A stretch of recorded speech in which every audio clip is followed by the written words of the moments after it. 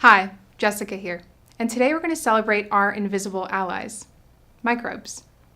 Bacteria, archaea, protists, fungi, lichens, amoebas, tiny organisms that shape the planet and make our lives possible. Too often, microbes are framed as germs or threats, but here's a perspective shift. Less than 1% of microbes are pathogenic. The overwhelming majority are harmless or beneficial. They're running our ecosystems, supporting our health, and even giving us food and technology. So, who counts as a microbe? Microbe is a catch-all word for microscopic life. They're incredibly diverse. Bacteria are prokaryotic cells with diverse metabolisms. They're found everywhere from soil to skin. Archaea, also prokaryotes, are often found in extreme environments, but also in your gut as methanogens. There are also many microbial eukaryotes. Protists are one example and are photosynthetic, like algae, but others can be predators. Fungi include yeast and mold and are masters of decomposition, while lichens, which have partnerships between fungi and photosynthetic microbes such as algae or bacteria, also thrive. Amoebas are also shape-shifting predators and important in soil ecosystems. It's also worth mentioning that viruses, while technically not cells, are a part of the microbial world and ecology. It's a universe of life forms that we often lump into one tiny word, called microbes.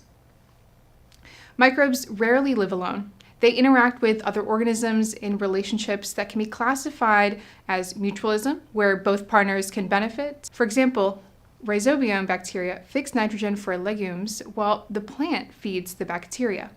There's also commensalism, where one benefits and the other is unaffected. For example, various skin microbes that hang around and consume our oils. Parasitism, where one benefits at the expense of the other. For example, plasmodium parasites causing malaria. And symbiosis, which is a broader word, meaning any close relationship that can be mutualistic, commensal, or parasitic. Life is an interconnected network, and microbes are at the heart of it. Let's zoom out. Microbes literally built the biosphere. Cyanobacteria invented photosynthesis 2.4 billion years ago, filling the atmosphere with oxygen during the Great Oxygenation event. That allowed complex multicellular life.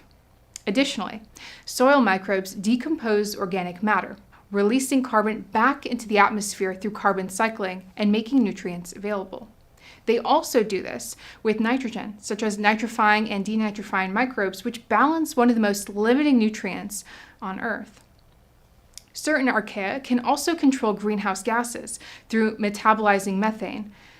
So without microbes, Earth's biogeochemistry would grind to a halt. Our own bodies are microbial ecosystems. The human microbiome includes trillions of bacteria, archaea, fungi, and viruses. Gut microbes help digest fiber and make some vitamins like K and B12. They also train our immune system.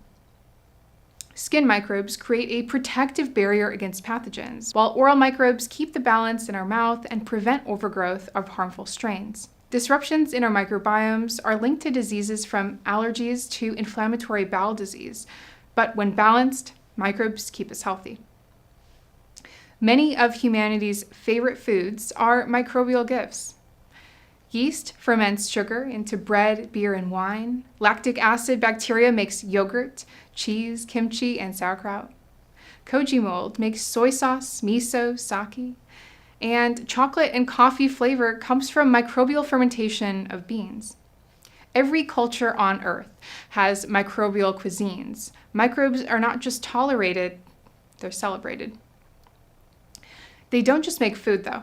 Microbes also give us important tools. Antibiotics, like penicillin from fungi, streptomycin from soil bacteria. CRISPR gene editing comes from a microbial immune system. There are also bacteria with plastic-degrading enzymes that can also help with bioremediation. Bioenergy is also supported through algae producing biofuels, microbes generating electricity in microbial fuel cells. Microbes are natural inventors. We just copy their tricks. Remember, Only about 1% of microbes are pathogenic. The overwhelming majority either help or don't harm. Pathogens grab headlines because they make us sick. But if microbes vanished overnight, we wouldn't last very long. No oxygen cycling, no food webs, no digestion. Life is unthinkable without them. Here's some salient examples. Symbiosis between corals and photosynthetic dinoflagellates build entire marine ecosystems. Termites also rely on gut protists and bacteria to digest cellulose in wood. There's also rumen microbes in cows, which break down the cellulose into energy-rich short-chain fatty acids. And in forest soil, fungi partner with trees and exchange nutrients for carbon. These relationships are foundations for ecosystems and agriculture. So microbes are not just background noise. They are architects of the biosphere, guardians of our health, creators of culture, and sources of innovation. So next time you hear the word microbe, don't just think of disease. Think of allies. Think of the 99% who make life possible. Borders dissolve when we see life as interconnected, and microbes show us this fact best.